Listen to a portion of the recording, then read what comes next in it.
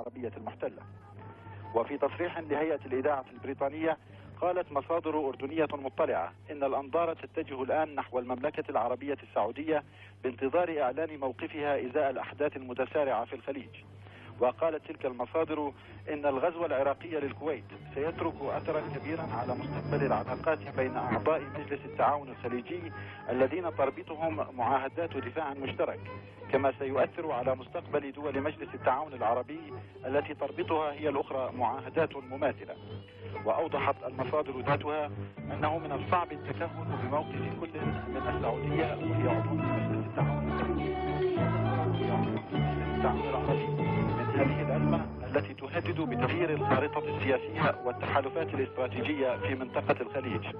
سلام نعمات، عمان. وفي دمشق دعا الرئيس السوري حافظ الأسد اليوم في اتصال هاتفي مع الرئيس المصري حسني مبارك والعاهل السعودي الملك فهد بن عبد العزيز إلى عقد مؤتمر قمة عربي طارئ لبحث الغزو العراقي للكويت. التفاصيل من سلوى الصواني مندوبتنا في دمشق. كما يبدو فإن النية متجهة الآن إلى عقد مؤتمر قمة عربي فوري لبحث التطورات الخطيرة وقد بدأ هذا التوجه من خلال دعوة مصرية عاجلة جاءت خلال اتصالين هاتفيين أجراهما الرئيس السوري حافظ الأسد مع الرئيس المصري حسني مبارك ومع العاهل السعودي الملك فهد بن عبد العزيز.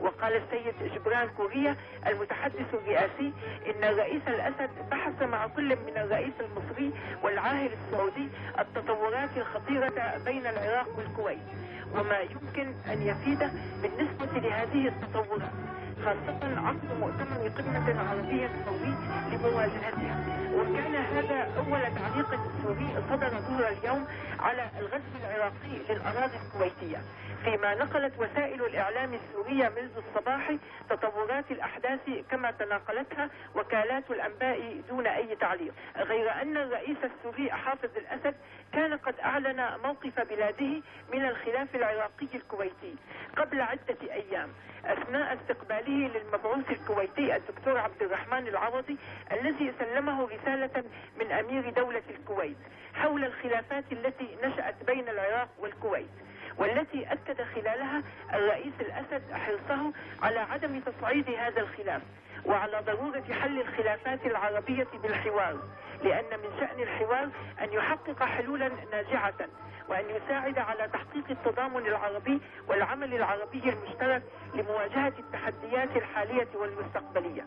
وهذا ما يشير إلى أن سوريا تقف ضد تصعيد هذه التطورات الخطيرة التي أدت فجر اليوم إلى غزو عراقي للأراضي الكويتية. هذا وترتبط سوريا مع الكويت بعلاقات جيدة كما مع الدول العربية الأخرى، إلا أن علاقاتها مع العراق قد تدهورت في بدء الحرب العراقية الإيرانية وحتى الآن، مما أدى إلى قطع العلاقات الدبلوماسية بينهما. ولم تنجح جميع الجهود العربية التي بذلت حتى وقت قريب في إمكانية عودة هذه العلاقات. ويقول الدبلوماسيون هنا إن الغزو العراقي للكويت الذي قدم العون الكبير للعراق أثناء حربه مع إيران وعرض أمنه للخطر بسبب مواقفه المؤيدة للعراق سيعرض علاقات العراق مع بعض الدول الخليجية والعربية إلى نوع من الاتزان.